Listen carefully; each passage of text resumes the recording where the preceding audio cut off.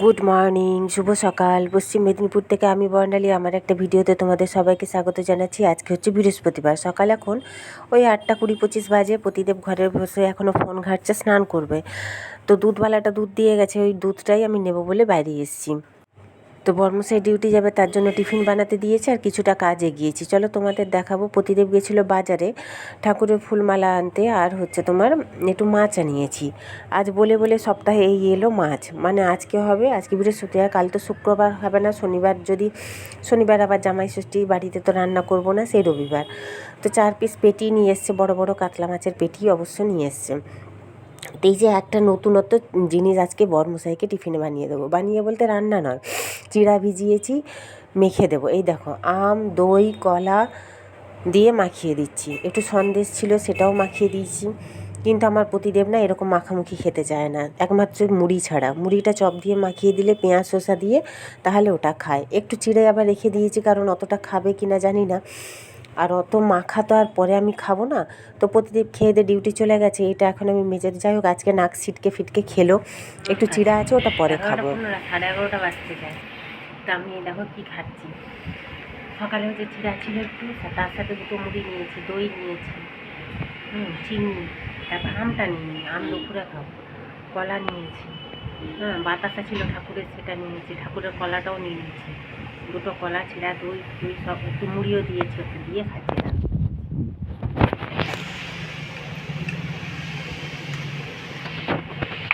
খেয়ে দিয়ে রান্না বসাবো। রান্না কিছুই করবো না, বর্মশাই বলে গেছে আলু। তার যে কী আলু মাখা খাওয়া শুরু করেছে, বড়ি ভাজা দিয়ে। শুরু হচ্ছে বড়ি ভাজা দিয়ে আলু মাখা খাবো, করে দিই, খাক।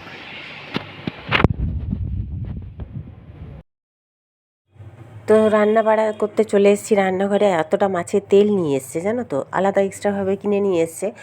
তো অন্যদিন মাছের তেল আনলে মাছের তেল দিয়ে আলু বেগুনের তরকারি খেতে চায়, আজকে বলছে না, তরকারি খাবো না। আজকে কি খাবে? আমাদের বাড়ির প্রত্যেকটা ছেলেই না আলু মাখা খেতে ভীষণই ভালোবাসে, মানে আলু ভাতে যেটা। তো কাঁচা বাটি বসিয়েছি 2 পিস, আর 2 পিস রেখে দিয়েছি ফ্রিজে, মানে রাখবো। ডাল হয়ে গেছে, এই যে আলু মাখা করেছি বড়ি ভাজা দিয়ে, পেঁয়াজ কুচি ভাজা দিয়ে আলু মাখা করা হয়ে গেছে। আর সর্ষে পোস্ত না একদম সামান্যই ছিল, সেটা দিয়েই কাঁচা বাটি বসিয়ে দিয়েছি। আজকে আর মশলা আমি বাটবো না, ইচ্ছে করছে না, কারণ মশলার অন্য কোনো তরকারি করব না। আলু মাখা যেহেতু করেছি, ডাল করেছি, ওই দিয়েই হয়ে যাবে। আর ভেন্ডি ভাজা করেছি। তো গুড ইভিনিং, এখন রাত সন্ধেবেলা। সন্ধে বলতে 8টা বেজে গেছে, দেখলেই তোমরা। আমি হচ্ছে মেশিনে বসেছি, রান্না নেই রাতের। বতিদেব বললো চপ নিয়ে আসবে বলে বাইরে গেছে, চপ নিয়ে একটু ক্লাব হয়ে ঘুরে চলে আসবে। তো আমি এই যে সেলাই কিছু টুকিটাকি করতে বসে গেছি, মানে মেয়ের সেই ট্রাউজার মতন চুড়িদারের প্যান্টটা, সালোয়ারটা। আর দিদি এই নাইটিটা কালকে দিয়েছিল, কিন্তু এক কাণ্ড দেখো, নাইটিটা খুলে যখন আমি হাতা লাগাতে গেছি, দিয়েছে একটা মাত্র হাতা, দেখেছো? এ আবার কেমন ব্যাপার? আমি আরেকটা হাতা খুঁজেই যাচ্ছি নাইটির চতুর্দিকে, জানো, কিন্তু একটা হাতাই দিয়েছে, মানে সেলাই করা এই একটা হাতাই ছিল সাইডে।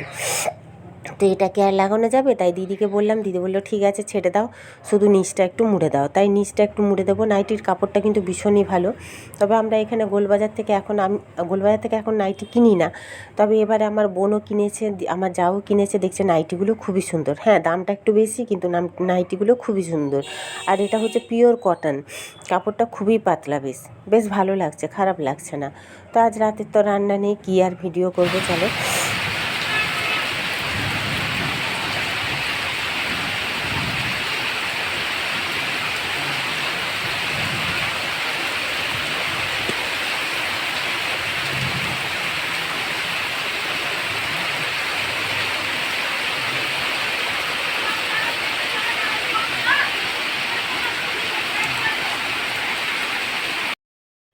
আজকে একটু শান্তি লাগছে। আজকে কিন্তু শুক্রবার রাত্রির, মানে দুপুরের ওই যে বৃষ্টির যে ভিডিওটা দেখলে, ওটা শুক্রবারে দুপুরের ভিডিও।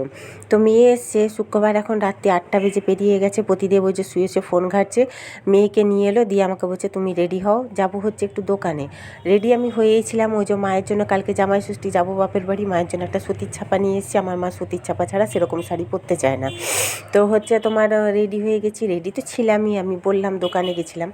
মেয়ে গেছিলো গত সপ্তাহে বড় মায়ের মন্দিরে, সেখান থেকে নৈহাটি, ওখান থেকে এই যে ঠাকুরের ফটোটি নিয়ে এসছে। ও তো বাড়ি আসবো বলে জানতো না, আর প্রসাদ তো রাখতেও পারবে না, তাছাড়া ওখানে ফ্রিজ নেই হোস্টেলে, জানোই তো। তো তো এই কারণেই হচ্ছে এখন মেয়েকে নিয়ে যাবো হচ্ছে একটা মেয়ের জুতো কিনতে। তো এটা গোলবাজারে চলে এসেছি, আমাদের এখানে সামনে বড় মার্কেট এটাই। এখান থেকেই প্রায় আগে জুতো কিনতাম। এই জুতো দোকানে দারুণ দারুণ জুতো এসেছে, কিন্তু পুজোর সময় না এত কালেকশান থাকে না। এখন এসে দেখছি অফ সময়ে খুব সুন্দর সুন্দর কালেকশান এসছে। তো মেয়ে এক জোড়া জুতো কিনলেও রেগুলার ইউজের যে জুতোটা মানে পরে যাওয়া আসা করে সেটা না ছিঁড়ে গেছে।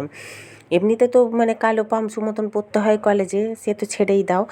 আর হচ্ছে এমনিতে পামসু কিনে দিয়েছি কাপড়ে, সেটা পরে যাওয়া আসা করে। আর যেটা পরে যাওয়া আসা করতো সেটাই হচ্ছে ছিঁড়ে গেছে। তো পরে ওই যে রাখা ছিল যে নিচে বাইরে জুতোটা, ওই জুতোটাই মেয়েটা নিয়েছে, এই যে পরে আছে দেখো।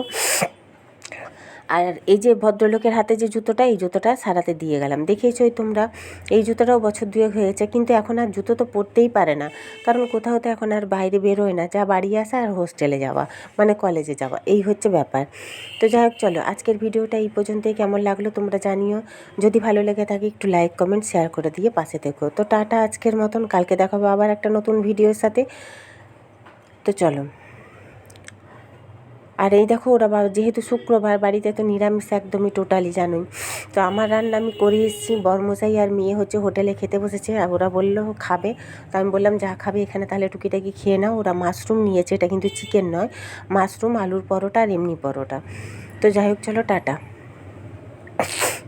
আমি তো খাবো না আজকে শুক্রবার যেহেতু, আমি জলটাও বাইরে খাবো না। তবে দোকানটা মানে এই হোটেলটা নতুন করেছে, তবে পুরো ভেজ, পিওর ভেজ এটা।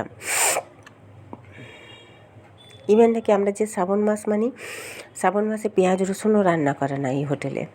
প্রতিদেবী বললো, তাতেই জানলাম। ভালোই হলো, এরকম একটা নিরামিষ হোটেল থাকা খুবই দরকার, জানো তো, সময় অসময়ে কাজে লাগে। তো টাটা আজকের মতো।